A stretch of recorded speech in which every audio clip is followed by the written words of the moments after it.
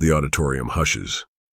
A teenage Barron Trump stands behind the podium, shoulders straight, eyes steady. He gazes at Congresswoman Jasmine Crockett among the audience. Then, in a calm, clear voice, "You're a nobody trying to be somebody." It lands like thunder. Phones click, jaws drop. How could a teenager say that to an elected official? In that instant, everything changes. Whispered gasps ripple through the crowd. Was it rehearsed, spontaneous, something real and raw spilling out? Barron's heart pounds, but his face remains composed. The audience leans in, drawn to the electric tension. The clash of generations begins. As the camera lens zooms in, you can feel time bending around that phrase. The silence that follows is louder than words. What does Crockett do next? Crockett rises, calm and undeterred. No fire, no anger, just steady purpose. She steps forward, meeting Barron's gaze. "Greatness isn't inherited, young man," she says, voice low, sincere. "It's earned, in service, in struggle, and in truth." The words hang in the air, heavy and honest. It's not an attack, it's a lesson. Barron still, unflinching. Crockett's voice fills the hall. The audience shifts, leaning, listening. She and Barron represent two worlds colliding. He stands for a legacy many know. She brings the weight of persistent work, of countless fights for truth. Neither will back down. Neither will agree. In that moment, their beliefs face off, not with insults, but with clarity and strength. A beat. Then applause, rising like a storm. What will Barron do now? Barron's eyes flicker. You can almost read his thoughts. Challenge, reflection, uncertainty. He takes a breath, chooses his next words carefully, measured. But the moment has shifted. The video goes viral. News outlets replay Crockett's reply. Social media pulses with debate. Supporters praise her composure. Critics question, should Barron be in political arenas at all? The quiet teenager is suddenly in full spotlight. Reporters chime in. Was he coached? Is he speaking his own truth? Crockett's statement becomes a mirror, reflecting America's deeper questions about power, legacy, and the next generation. The auditorium empties. Barron walks off stage. Crockett returns to her seat. But neither leave the story. What happens when a teen crosses into politics and an official answers with grace? The next morning, news anchors can't stop talking. Barron Trump enters the arena, one headline reads. But inside a quiet room far from the media storm, Barron sits with his mother, Melania. No cameras, no crowds. She places a gentle hand on his shoulder. "You meant what you said?" He nods. "I just said what I felt." Melania pauses. Feelings can echo louder than facts. You've stepped into something very real now. He looks at her, young but no longer hidden from the world's eye. He doesn't speak again, but the weight is clear. This wasn't just a moment. It's a shift. Outside, the country argues. But inside this moment, it's just a mother and son, wondering where this path now leads. What is Jasmine Crockett thinking as the world watches? Jasmine Crockett sits at her desk, inbox overflowing. Praise, criticism, invitations. She leans back, phone in hand, scrolling through comments. Some call her graceful. Others say she shamed a child. She doesn't answer any of them. Instead, she pulls up the video clip again, watches the moment she locked eyes with Barron, rewinds, replays. She sighs, not out of regret, but out of knowing. This wasn't about him, she whispers. This was about what we teach. For Crockett, every word spoken was for those watching. Kids, parents, the quiet ones unsure if they matter. She sends a quiet tweet. You can teach with power. You can lead without yelling. The internet catches fire again. What will Donald Trump do now? Trump sees the headlines. Congresswoman teaches Barron a lesson. Trump legacy challenged by youth clash. He leans back in his chair, jaw tight. He's been called many things, but now it's his son in the fire. Aides watch nervously as he picks up his phone. He starts typing, then stops, thinks. Instead of tweeting, he calls Barron. "You good?" Trump asks. Barron answers calmly. "I said what I meant." A pause. "Proud of you," Trump says. "You stood your ground. That's what we do." It's not about the moment. It's about pride, about image, about control. But beneath Trump's calm voice, there's something else. The realization that his son is no longer in the shadows. He's in the game now, and the world is watching. That evening, a youth panel discussion airs on national TV. The host raises the question, should teens like Barron Trump speak in political spaces? A student activist answers first. If you're going to speak, expect responses. Fair, respectful ones. Another teen adds, he's allowed to have opinions, but so is she. The clip travels fast, young voices weighing in without shouting. Some defend Barron's right to speak. Others point out Crockett's grace. All agree. The moment mattered. It wasn't about winning or losing. It was about being seen. The camera fades to the audience.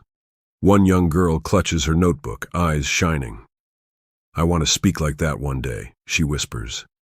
Something bigger than politics is unfolding. Back in Washington, reporters corner Crockett outside the Capitol.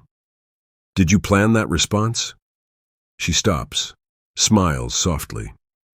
"No, that was a moment to teach, not tear down."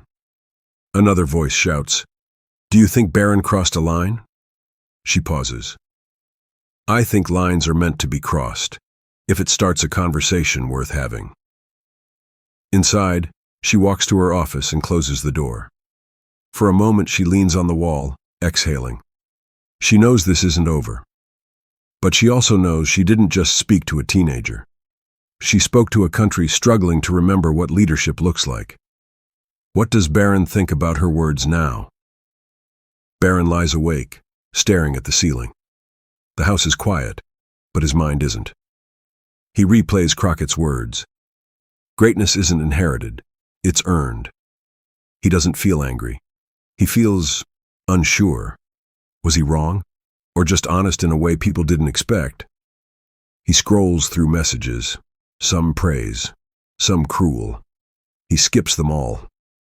Then one message catches his eye. From a classmate he barely knows.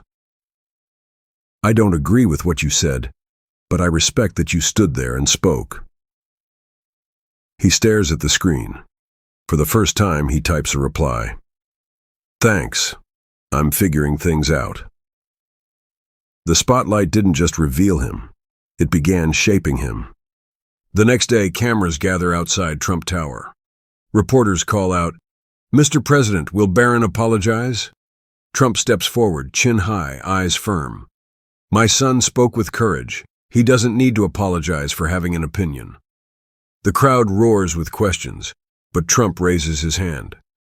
"Leadership isn't about silence," he says. "It's about speaking up, even when the world disagrees."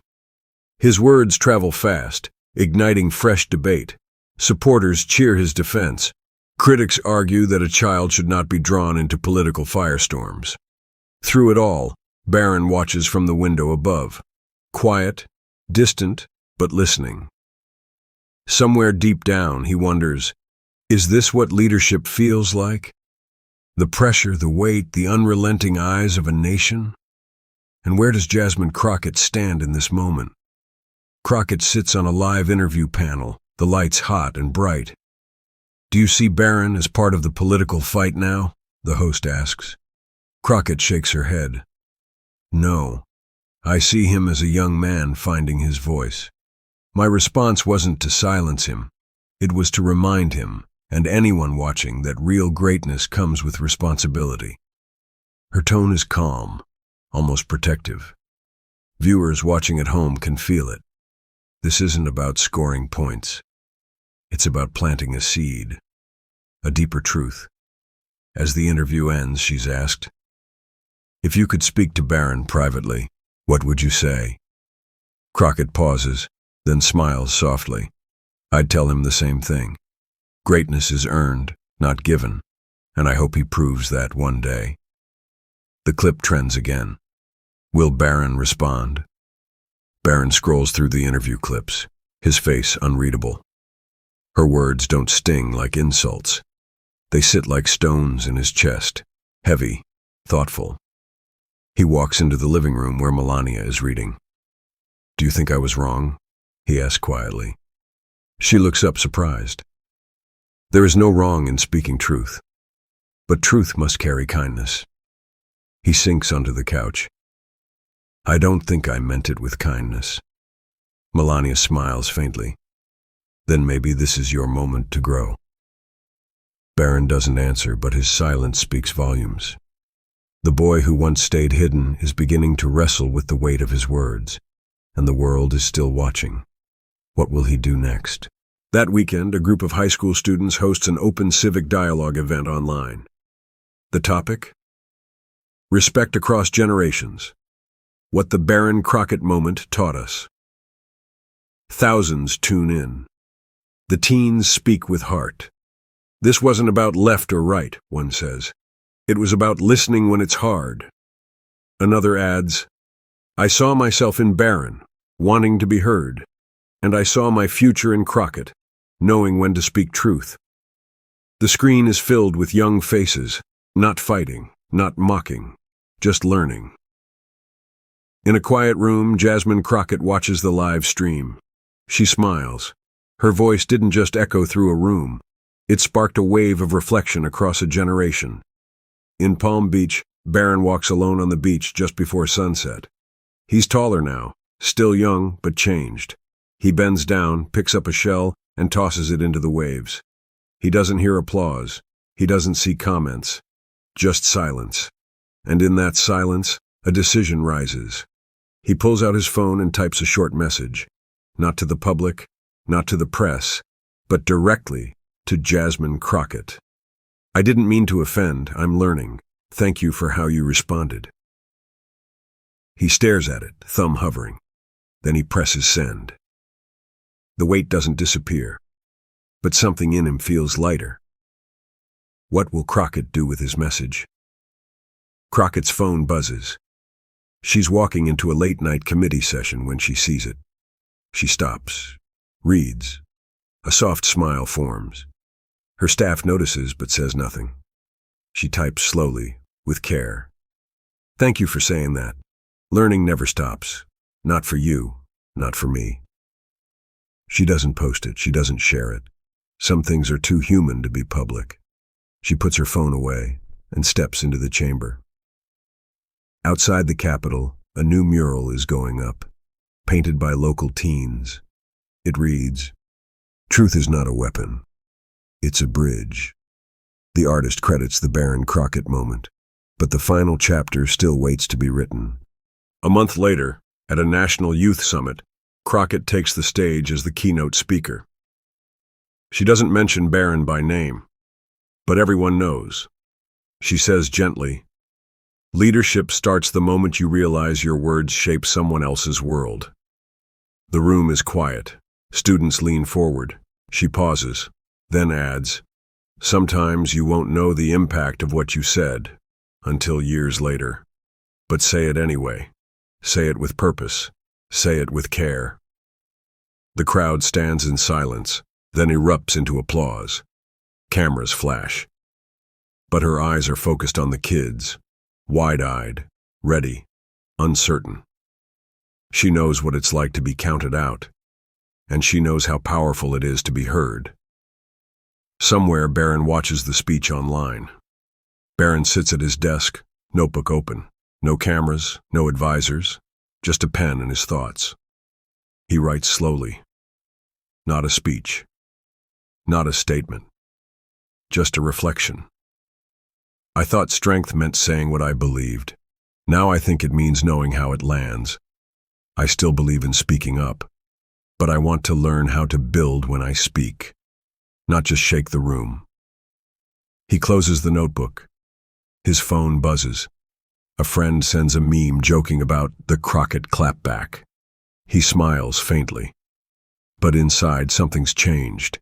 He's not just part of a moment anymore. He's learning how to carry it. Months pass. The noise fades. The hashtags settle. But the ripple remains.